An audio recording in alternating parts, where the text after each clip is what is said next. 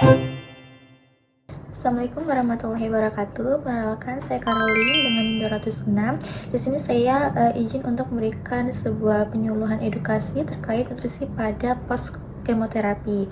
Nah, pengertian post kemoterapi merupakan masa setelah selesai menjalani kemoterapi di mana tubuh itu mulai pulih dari efek kemoterapi. Pada masa ini, nutrisi juga cukup penting atau sangat penting untuk membantu proses pemulihan dan pencegahan kekambuhan. Untuk pemenuhan nutrisi, yaitu yang pertama, konsumsi makanan yang bergizi, seimbang sesuai dengan kebutuhan tubuh. Terus makan dalam porsi kecil namun sering, mungkin 5-6 kali per hari. Pilih makanan yang tinggi protein, energi, dan vitamin serta mineral. Cukupi kebutuhan cairan tubuh, yaitu 8 hingga 10 gelas per hari. Sesuaikan dengan nafsu makan dan kondisi tubuh. Untuk efek samping dari post kemoterapi ini, mungkin beberapa orang ini memiliki tanda gejala yang berbeda-beda ya.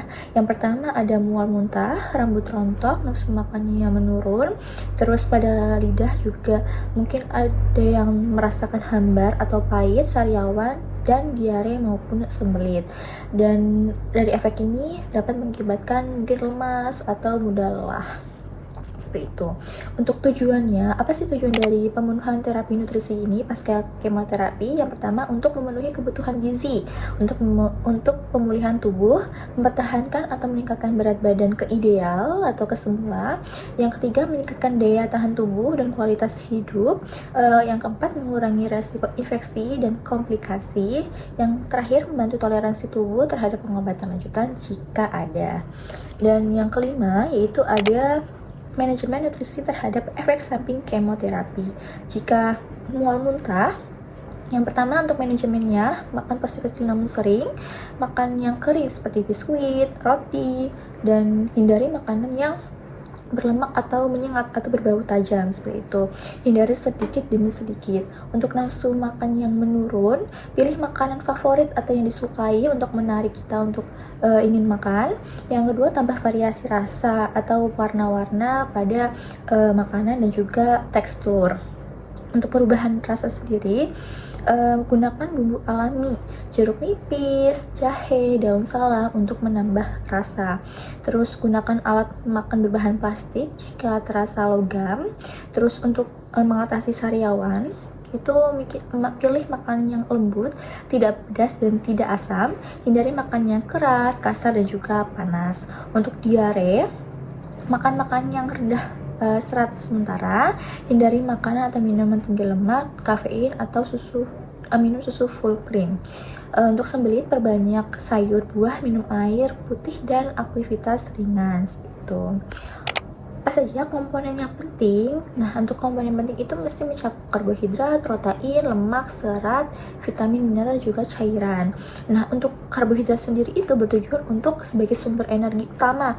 Nah, ini mungkin beberapanya seperti nasi, kentang, ubi, roti, dan jagung. Untuk protein itu seperti hewani, itu mungkin bertujuan untuk memperbaiki dan juga membangun jaringan tubuh, contohnya kayak ikan, ayam, telur, tahu, tempe, daging, dan rendah lemak.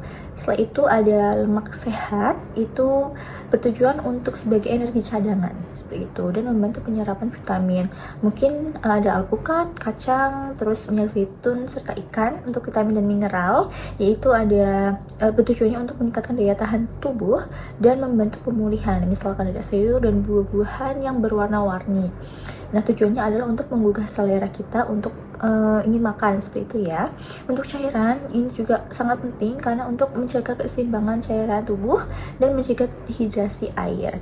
Nah, mungkin ini bisa kita makan dengan yang berkuah seperti sup, terus minum jus tanpa gula seperti itu. Mungkin bisa minum jus jambu seperti itu ya.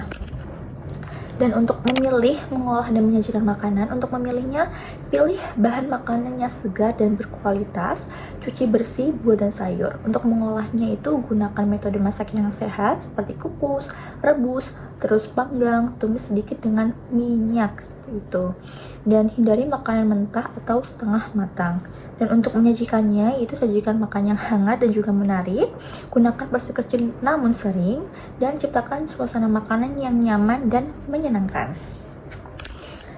Untuk yang contoh menu ya, itu yang pagi mungkin bisa dengan nasi tim dipadukan atau dikombinasikan dengan telur dadar kukus, tumis bayam, dan juga buahnya buah pepaya. Dan untuk snack paginya itu bisa makan yogurt yang plain dan ditambahkan buah pisang.